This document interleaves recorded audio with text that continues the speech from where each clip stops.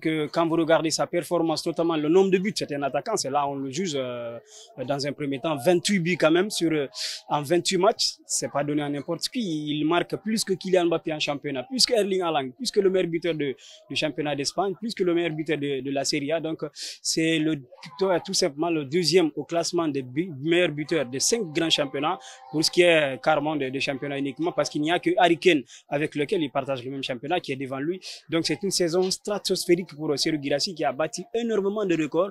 C'est le meilleur buteur sur une saison de l'histoire de Stuttgart. Il avait battu le record de Mario Gomez, l'Allemand. C'est aussi le deuxième joueur africain seulement à atteindre 25 buts sur une saison de Bundesliga. Il y avait seul Pierre-Emerick Aubameyang avec ses 31 buts en 2016-2017. C'est dire que c'est une saison quasi parfaite pour Serhou Guirassy qui a terminé meilleur joueur du mois à 2 reprises. Mois de septembre en Bundesliga, c'était lui. Mois de mars, joueur de mois de mars en Bundesliga, c'était lui. Et pour couronner tout cela, il termine donc dans le 11 type de la saison en Bundesliga. Quelle saison pour Serhou Guirassy qui n'était pas forcément attendu à ce stade avec toutes ces statistiques-là. Il claque 2 triplés, 5 doublés, 12 fois il marque le premier but d'une rencontre. On ne peut jamais finir de parler donc de la saison de Serhou Guirassy. De parler un peu de ses performances et de lui projeter par rapport à l'avenir, il est beaucoup convoité en Europe. Quel club? Déjà d'abord la question c'est est-ce qu'il doit partir ou pas avant de dire il doit partir où.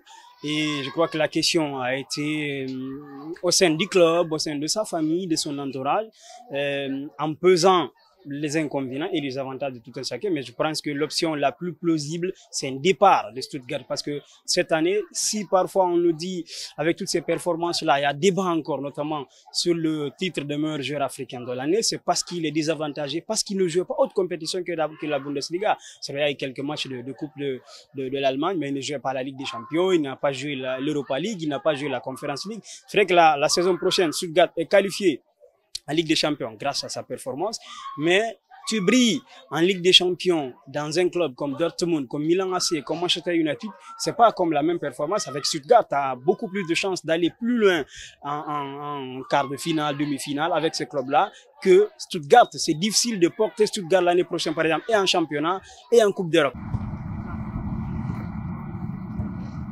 Bon, c'est pas le même registre en Guinée et comment dirais-je et en Europe, c'est pas le même registre.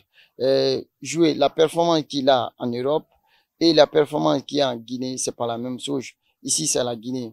Donc, il joue avec une équipe bien, comment dirais-je, tactique qui est bien coordonnée, et puis le joueur se repose sur lui. Donc, est-ce que en Guinée, c'est le même système, c'est le même registre que comment dire, l'entraîneur le met. Est-ce voilà le même entourage par rapport à l'équipe. Donc, si c'est pas le même entourage, c'est pas facile d'exploser ici. Donc, c'est le cas de Serhou Guirassy. Oui, Kaba peut s'attendre beaucoup à lui, et lui également, il a envie de prouver. Avec tout ce qu'il a exposé en club là, je pense que et lui et son sélectionneur et nous-mêmes, on a envie de voir les mêmes performances ou quasiment en équipe nationale. Donc à chaque match qui arrive, c'est une occasion pour lui. Malheureusement, à la CAN, il était arrivé blessé, il n'a pas pu donc avoir toute sa plénitude pour s'exprimer.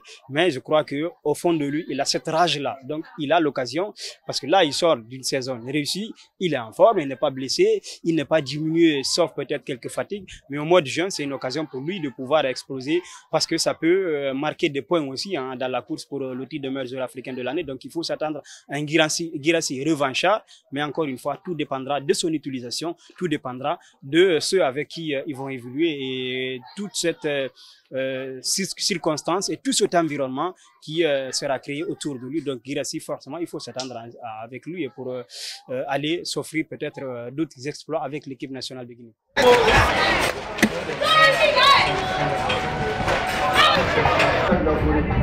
Ah non, non, non, non.